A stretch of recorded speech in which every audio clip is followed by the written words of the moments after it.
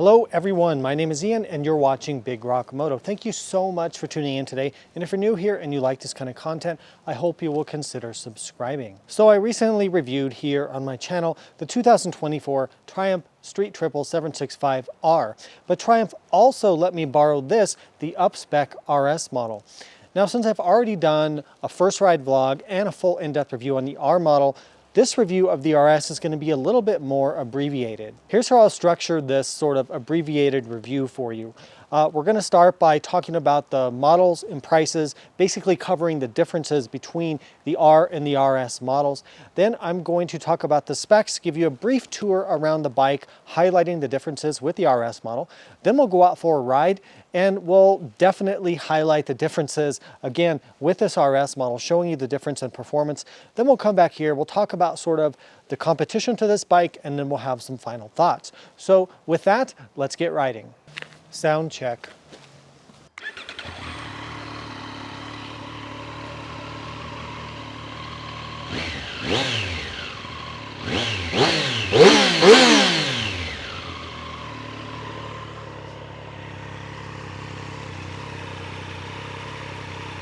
All right, let's talk about the equipment of this bike and how this differentiates from the R. So for 2024, the Street Triples are a major overhaul, not just a minor refresh. The bike's now offered in 3 different versions, an R, an RS, and a Moto 2. The Moto 2 was a very limited edition and is sold out. It featured clip-on bars, full Olin suspension, and carbon fiber bodywork. That leaves the R and the RS models, which most people are going to be looking at. So for pricing, the R model is $9,995, which I talked about in my review of that bike. I think is a phenomenal bargain. And this RS model comes in at $12,595. Both bikes have the same 765cc 3-cylinder engine, although in different states of tune. They also both have, which is new for this year, a 6-axis IMU or inertial measuring unit with cornering ABS and cornering traction control, and a new up and down quick shifter. This RS model is the more track-focused model, and it has higher spec componentry.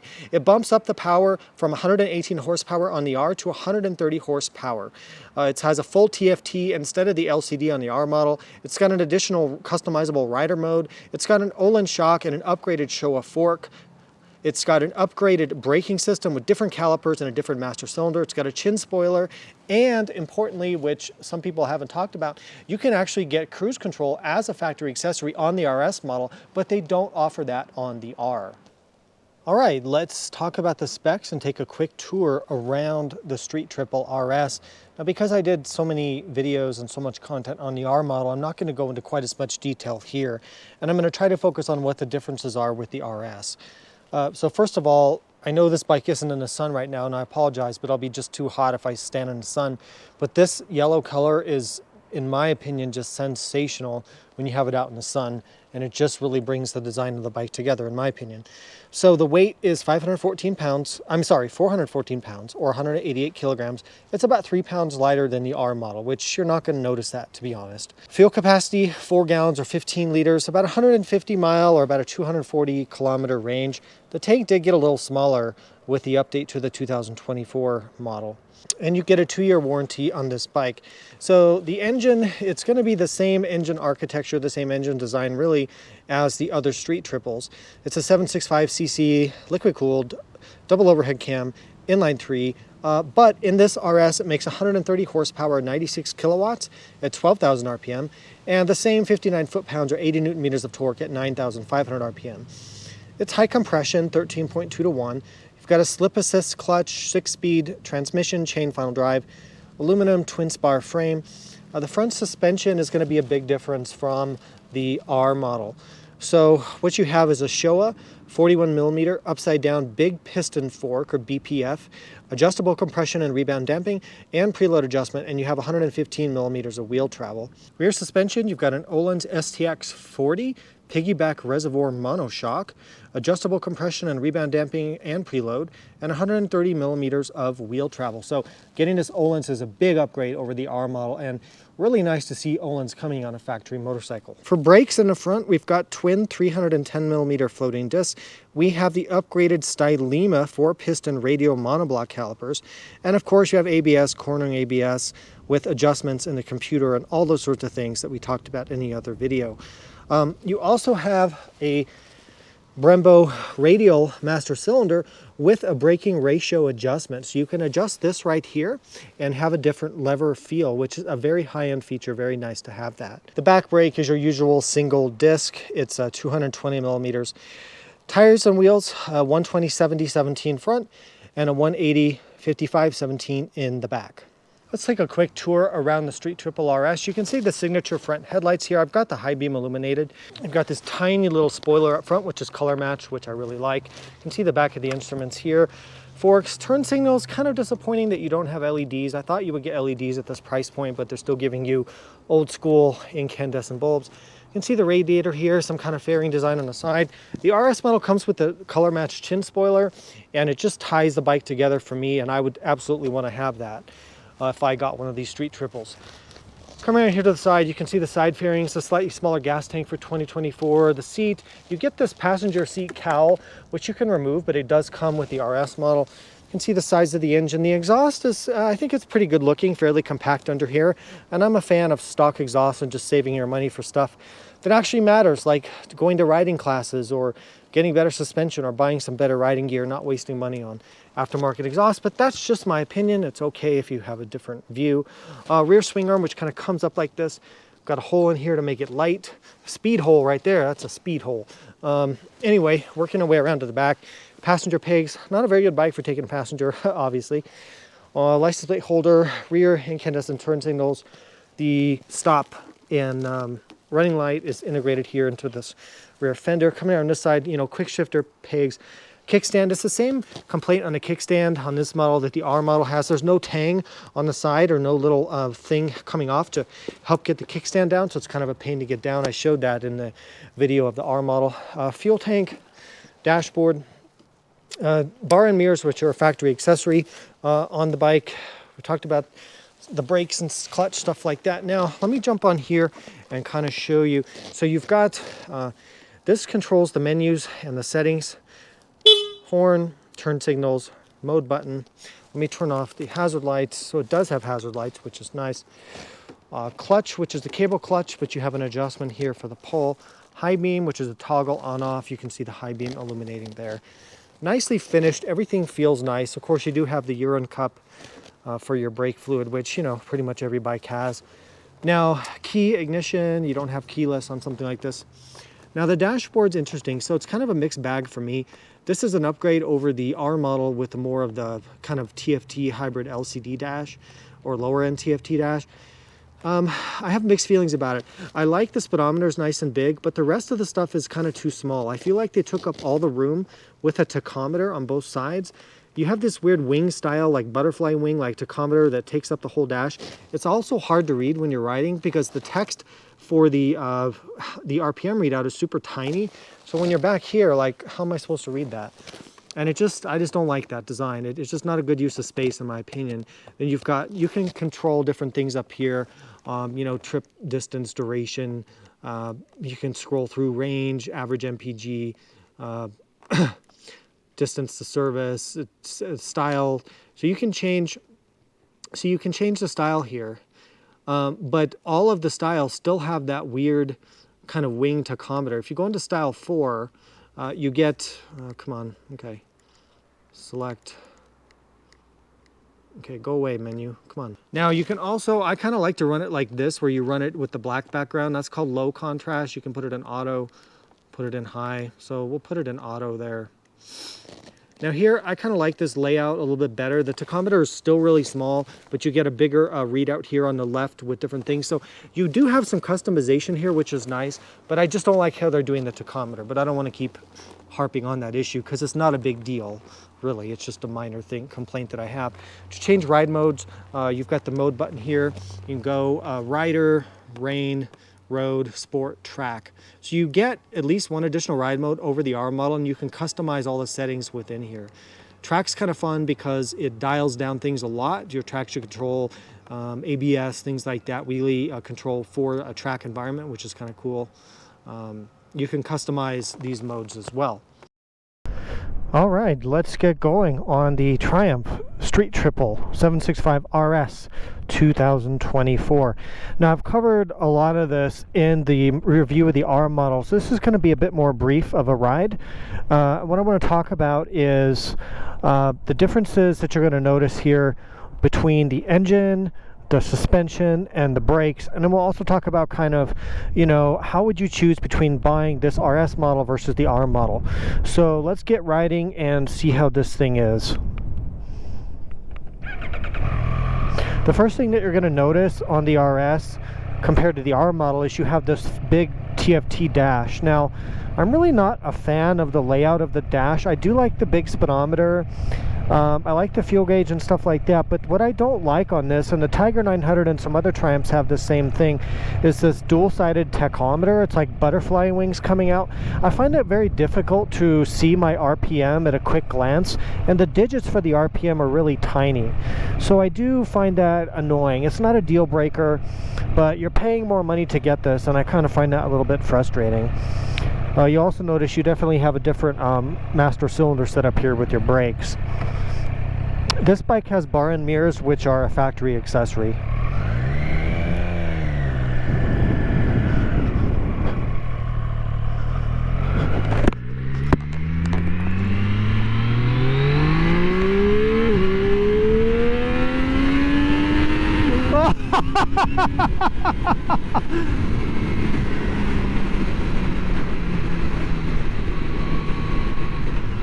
Pin it!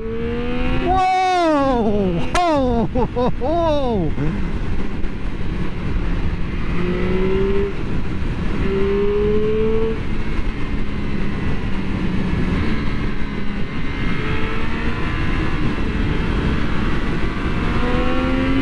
Holy moly!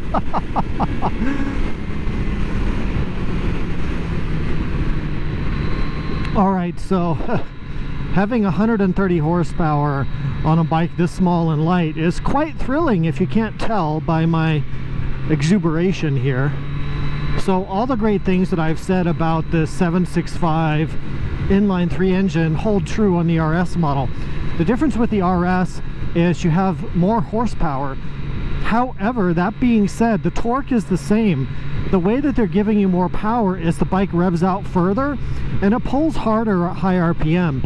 So unless you're excuse me, unless you rev it out really far, like all the way to redline and really push it, you may not notice that extra about 12 horsepower that this has versus the R model.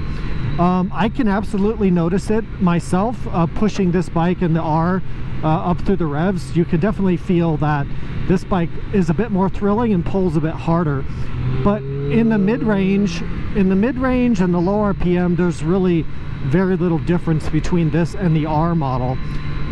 It's still a phenomenal, one of the best motorcycle engines out there. I mean, just it's sensational. And because it's kind of that perfect size, not too big, not too small, you've got good low and mid-range power, but you still have that exciting top-end rush. That's what I love about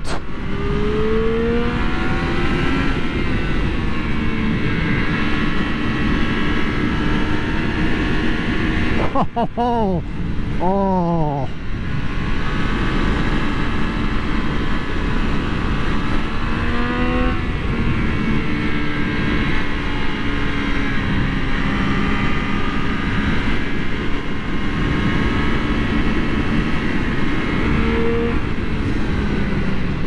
I was saying, that's what I love about these 3-cylinder engines. You know, they combine the best things about a twin and the best things about a 4-cylinder all in one package, and they're just sensational.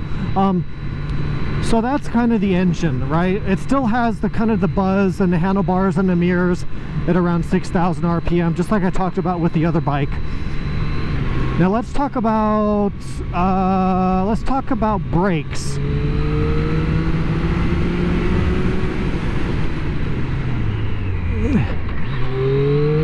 Yeah, so you can feel a difference in the brakes on this bike. So you have different calipers and you have a different master cylinder with also a ratio adjustment there as well. I can feel the difference. The difference in the brakes is a bit more subtle, but if you're an aggressive rider, maybe you're doing track stuff, maybe you have a lot of experience with sport bikes and you're an aggressive braker, you are going to notice a better feel with this brake system versus the R, and a little bit more power. I don't know that you can necessarily stop that much faster unless you were maybe in a super controlled environment, but it's the feeling of the brakes. You get a better progressive feel. They don't feel spongy, and they feel super powerful. Is that worth it? Well, that's just going to be up to you to decide how much you care about that.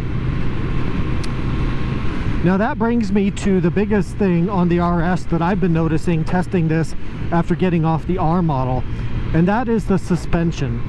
In my opinion, the suspension is, you know, together with the engine, I suppose, or maybe even more so than the engine, the most important thing on the whole motorcycle, for any motorcycle, because it's how your tires keep in contact with the pavement surface or the dirt surface for an off-road bike.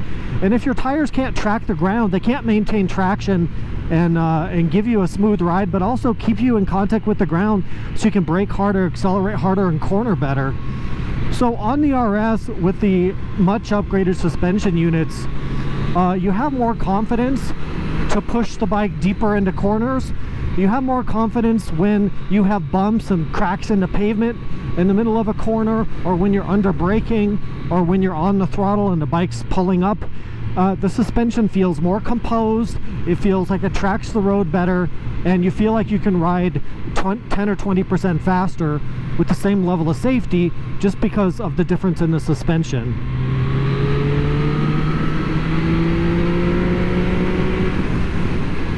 So I test bikes for a living, and I probably am more attuned to these differences than most people, the average person. So I can jump on this bike and tell right away that there's a pretty huge difference in the suspension quality. And that would matter to me. If I was buying one of these bikes, that would be a big factor in my decision, because I appreciate fine suspension more than just about anything else on the bike. I'm not going to talk about things like the quick shifter and all the different things, because I covered that in the R model review. So the question is, should you get the R model or the RS model? Yeah, that's a tough one. So it's about $2,600 to go up to this RS model. And if you look at what you're getting, the upgraded electronics, the track mode, the TFT, the lower fairing, the braking upgrades, the suspension upgrades, everything like that, I think the content is there that makes it worth the extra money. So it's still this RS model is still a good value, because you're getting a lot of content for that extra $2,600. So I guess if you were thinking of maybe getting the R model, but you might do upgrades later, I wouldn't do that. I would just go right for this RS, because you're getting a factory, you know, homologated, tested, you know, everything's balanced together package with your suspension, engine, brakes. Oh, and of course you get more power too.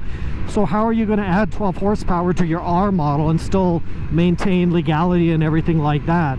So if you want the most performance you can get, and you don't mind the extra $2,500, or if you're going to do upgrades, I would just go for this RS model. The difference is there. But I'm speaking from the point of view of, you know, an enthusiast rider who likes really not fancy motorcycles, and I can tell you the difference. But here's the problem though, a lot of you are not going to be able to really tell the difference, or appreciate the difference, and in that case I'm not sure that you should be spending the extra money. I think most people who are looking at the street triple for commuting around town, doing some sport riding on the weekends, if you're not like a real track day junkie or a super enthusiast with sport bikes and all of that, then the R model's more than enough, and you save a lot of money by going that way. But if you're going to do a lot of track days, or you really want the best you can get and you don't mind the extra money,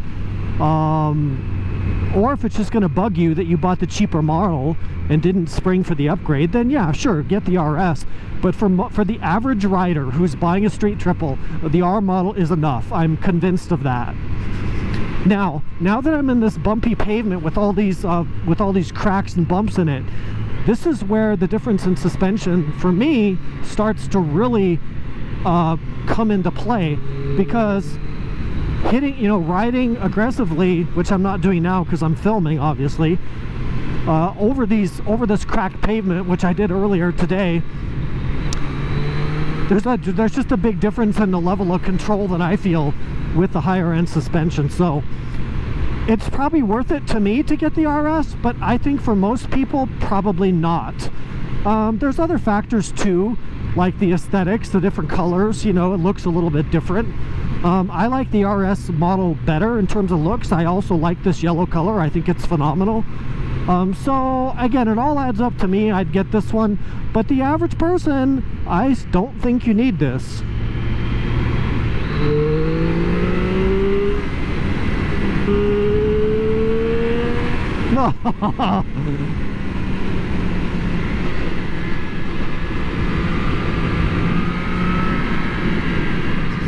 Oh my god, dude, this bike is so incredibly capable. I'm not even scratching the surface of its capability. You would have to take this to a track to really understand what this thing is capable of.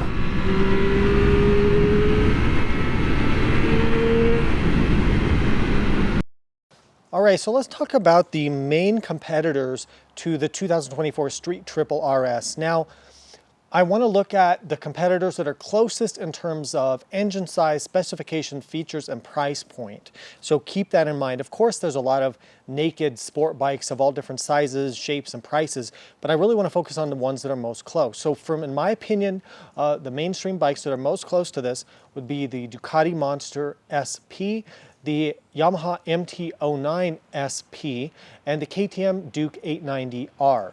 In terms of outright horsepower, here's how they stack up. The Ducati has 111, the Yamaha has 118, the KTM has 120, and this Triumph in the RS version has 130. However, that being said, they do differ in torque, and they all have very different engine feels, because you have to keep in mind that you're looking at different engine configurations. The Ducati uses a 90-degree V-twin, the KTM uses a parallel twin, and the Triumph and Yamaha both use inline 3 cylinders. In terms of features and equipment, these 4 bikes that I'm talking about, they're all somewhat similarly equipped, and that's why I think they compete with each other. The most premium is definitely going to be that Ducati Monster SP, and then the other bikes are all a bit comparable after that. There are minor differences, but basically if you look at them, quick shifters, IMUs, advanced electronics, things like that, they're all going to come with that, and up-spec suspension as well. If comfort is a priority to you, then I will say that the Yamaha has the most upright and therefore most comfortable, most relaxed rider triangle or ergonomics. So it's going to be a little bit more comfortable for commuting or touring, or if you want to do some light sport touring or things like that. In terms of price, the Yamaha comes in as the bargain of the bunch at $11,500. The Triumph comes in at $12,600. The KTM at just under $13,000. And the Ducati Monster SP is way up there at $15,500. There really is no clear winner in this category, and I'm sure there's some publications out there that are going to put all the bikes on a track and give you detailed comparisons on a track. However, here's what I would say. Most of you are not riding or racing around on a closed racetrack. You're using the bike in the real world. There's a lot of things you have to consider. Which bike looks the best to you? Which you're going to turn around and look at when you walk away in a parking lot? Which you're going to stare at in your garage? Which engine configuration speaks most to you? Do you have a preferred dealer? Do you like different features that the different bikes offer? How important is budget to you? All these things are going to be factors in your decision. So I really can't tell you which bike is best, although I do think this Triumph Street Triple RS model occupies a very nice in-between point in terms of being very premiumly, that's not a word, have premium features, premium fit and finish for a price that's not too out of control, and really is a very, very balanced overall package. Final thoughts on the 2024 Triumph Street Triple 765 RS. If it's not already clear from watching my videos on this bike, but also the R model that I did 2 videos on, I'm a huge fan of the Street Triple, and I think for the 2024 model, they've made some tremendous improvements and kept the pricing very reasonable for what you're getting. A lot of this is going to be subjective and personal, but for me, this is the best looking bike in the segment, and it's also one of the most fun to ride in a segment. Which bike is going to be right for you is like I talked about in the competition segment. You're going to have to factor in a lot of different things to make your decision. But I will say this, nobody's ever bought a Triumph Street Triple and regretted their decision. It's a phenomenal bike. It always has been. And this latest iteration is no different. And if I was buying a Street Triple, I would buy the RS and I would get this color. I just think it's the best overall package. So I hope this review has been useful. I hope you found it informative. Please support Big Rock Moto and support independent motorcycle journalism by doing the things in the links and the pinned comment below, and I do appreciate that. Thank you so much for watching. Ride safe, and I'll see you out there.